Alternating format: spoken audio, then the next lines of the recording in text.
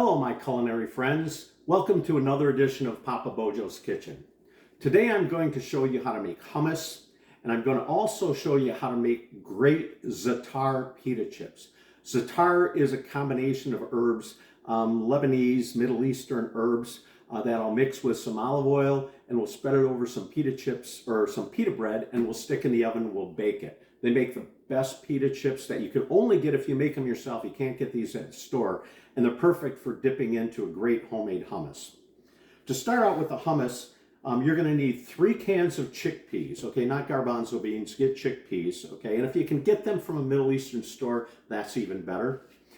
If you're going to make your own chickpeas by soaking them and boiling them, make sure that you're going to use about 5 cups for the proportions of this recipe. So here's 3 cans, or measured out, it's 5 cups of chickpeas. And also the blade you're going to use in your processor is the sharp metal blade. You're going to need that. And when you're taking the chickpeas out, make sure you reserve some of the broth that's in with those cans, because you may need that to thin out the hummus.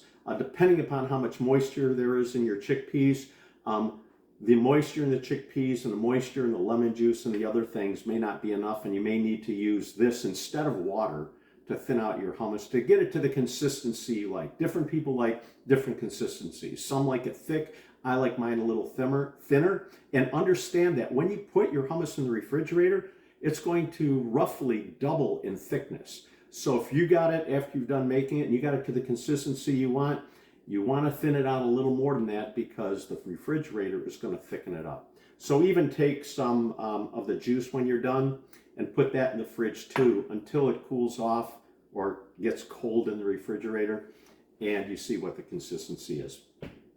We also have olive oil. We've got 6 tablespoons of olive oil.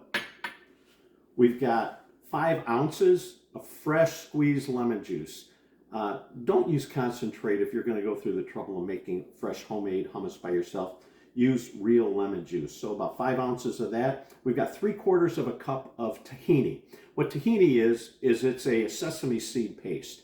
And when you get tahini, you're going to take and want to open it, and you're going to want to stir it real good, because the sesame seed sediment is going to sit at the bottom, and you want to stir all that up and get the tahini to the consistency it's supposed to be.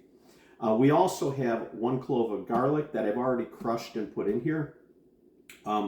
And you have 1 teaspoon and 1/4 teaspoon of salt, and you got 1/4 teaspoon of cayenne pepper. I'm going to take those and I'm going to stick those in here right now. Like I said, I've already crushed 1 clove of garlic in with the chickpeas. Then you're going to want to take and just pulse this a few times. And you're going to want a good hard spatula for pushing down the edges of chickpeas as they settle in here. So you're going to want to take and scrape the sides a bit and get that down. Now the first thing we're going to add after the salt and cayenne pepper and garlic is the lemon juice.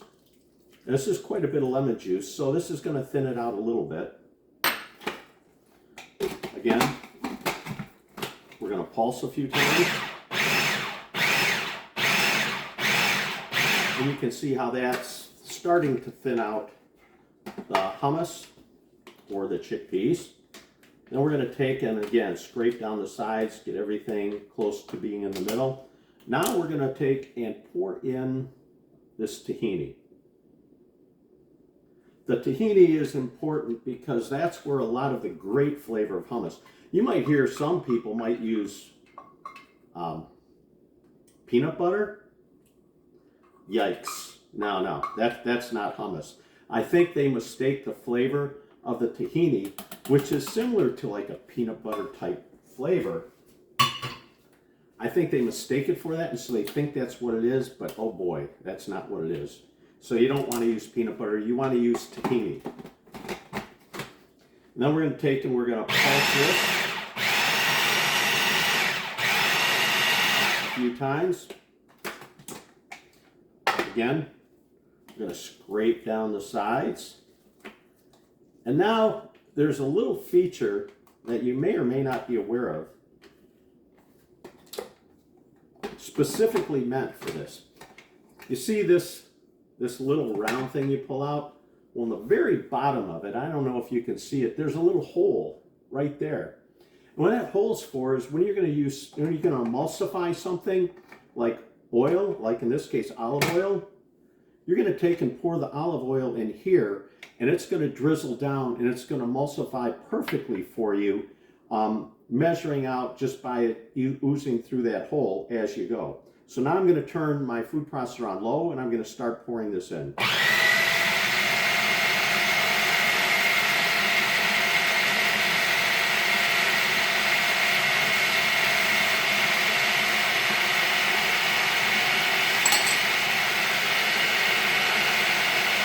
And I know you can't see it, but the olive oil is slowly going down through that hole.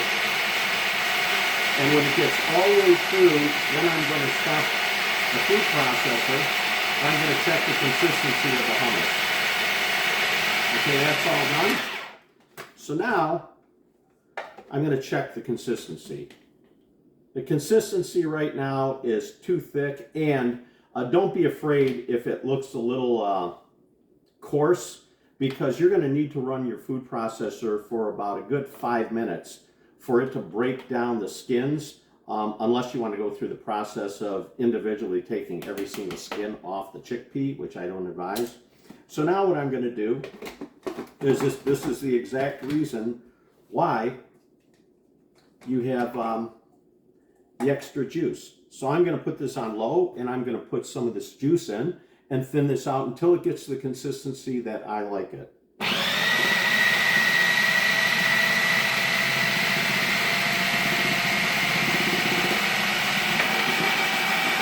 It's bouncing around quite a bit.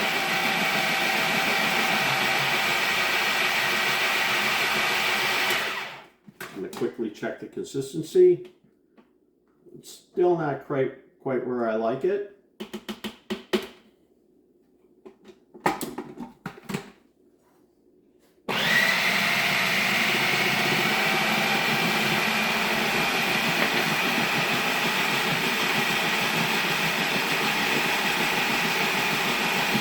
Let this run for a few more seconds, and we're going to check it out, see how it is.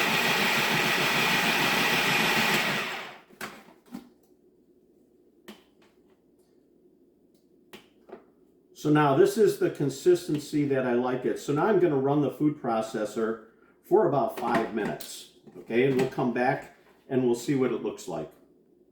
I'm going to run it on low and then pick it up to high.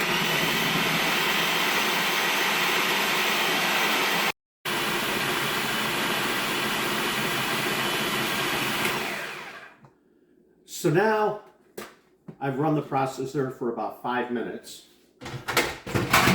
Oops.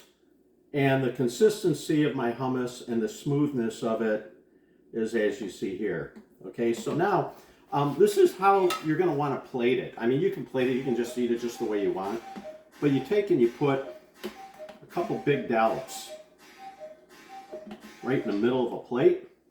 And then you take from the center and you just turn your plate and smooth it to create those nice ridge of edges,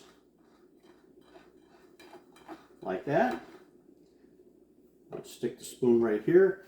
Take a few olives, stick them in the middle, like so.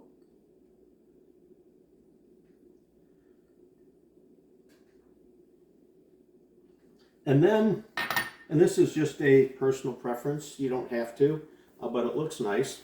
You're going to drizzle some olive oil in here, up over the top of that.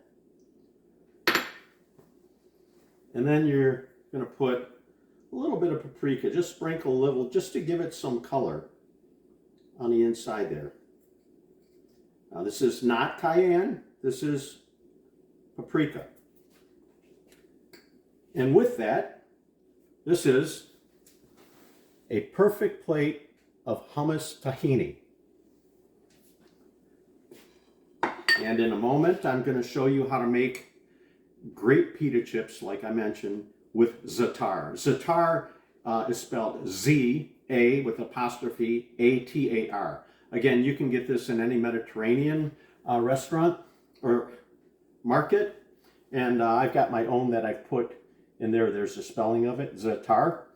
And what I'm going to show you is how to take and prep the pita bread, and then you bake it at 375 until it's nice and crisp. You take them out, let it cool, and then you can break them into nice chips and use that for dipping in your hummus. So we'll be right back with showing you how to make the pita chips. So I've set the hummus aside. I've got the plated hummus right here.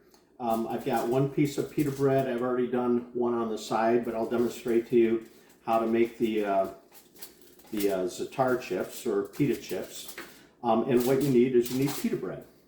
Piece of pita bread, whole piece. I didn't split it. You need some real good extra virgin olive oil, some salt, and most importantly, you need za'atar.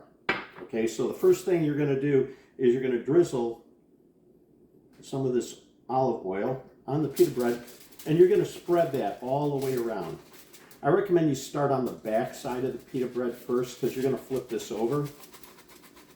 And so you want to make sure you get every bit of that pita bread moist with the olive oil.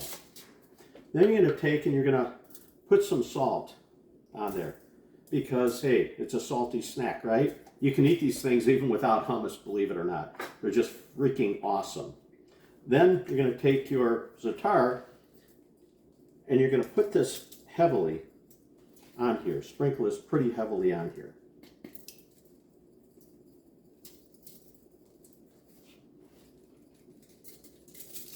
And I'll show you what the coat looks like when I'm done. So you see the za'atar is all over this piece of pita bread. You're going to flip it over, and you don't have to worry about oiling the aluminum foil or anything. And then you're going to take some more of that olive oil on the other side, because hey, you don't want one side all nice and dressed and the other one running around naked, so you got to do both sides. And so put a good amount of olive oil on there, spread it around. And then a little bit of salt, not too much, just enough just to give a little bit of that salty flavor. And then a nice coat again of za'atar. Trust me, my friends, this is something that is so darn good. You'll be making this more frequently than maybe even hummus, because this is a nice, good snack. The chips come out nice and crispy, and with the flavor of a little bit of salt, the olive oil, and the za'atar, hey, there's a little bit of good healthy vibes in there too as well. So now I've got a good coat of the za'atar on this. I'm going to pop it into the 375 degree oven. This takes about 5 minutes for it to cook, but at about 2.5 minutes, start checking. Open the oven, be careful, because everything's going to be hot, and just see. And you'll be able to tell if it's bending, if the bread's bending or the pita bread's bending, it's not done yet. You'll also be able to see, because around the edges and in areas, the pita bread will start browning and turning not quite black, but when it's ready and crispy, you'll know it. Just keep an eye on it after about the 2.5 minute mark. And we'll see what all this good stuff looks like just in a few. So it's actually been closer to 7 or 8 minutes in the oven at 375 to get the pita bread to where I want it. So we'll pull it out right now.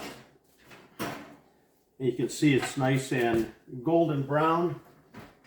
I've got another one in here that's smoking hot. I'll use the other ones first, because you can see if you don't have much space, you can cut these things in a couple pieces if you want, and spread and make them fit the size pan that you have. So now these things are hot, but for the sake of time, I'm going to brave it and break these off in the dish. I'll break them off here. You can see you can hear the crispiness of them. And maybe I'll use a knife to get like the, just a butter knife will probably work. Just use that to break these into pieces.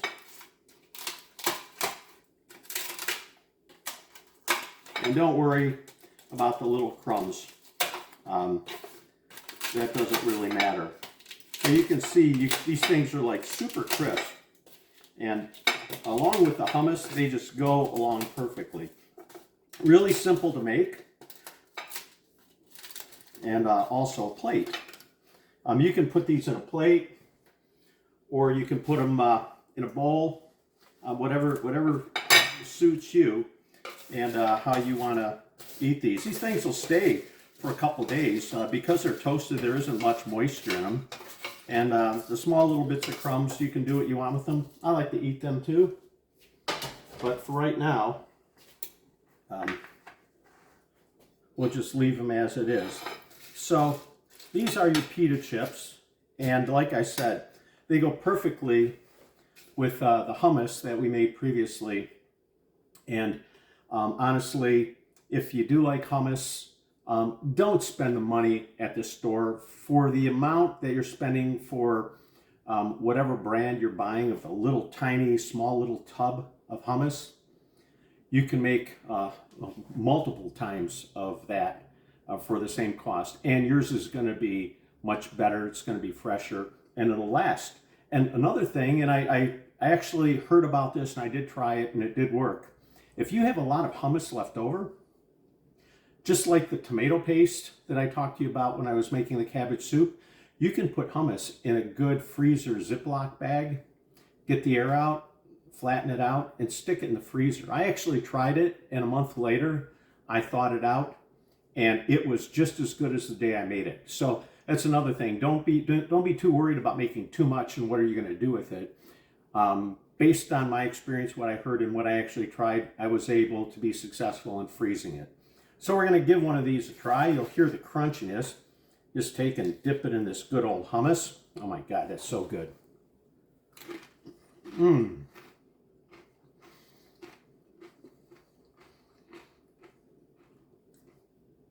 It's so good when you make your own hummus because you can really taste the lemon juice. You can taste the good olive oil that you used in there.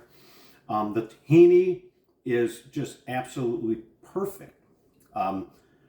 It just adds what it's supposed to. It doesn't taste like peanut butter. It's not thick. It's not gross. And then using these pita chips, the pita chips are just a little bit on the salty side. And with the flavor of all them herbs and the crunchiness along with the hummus, I'm going to have to go in for another one.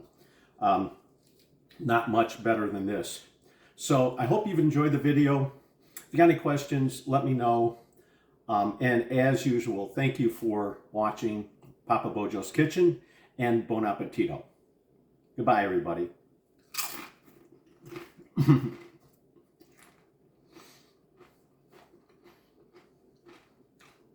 Mmm.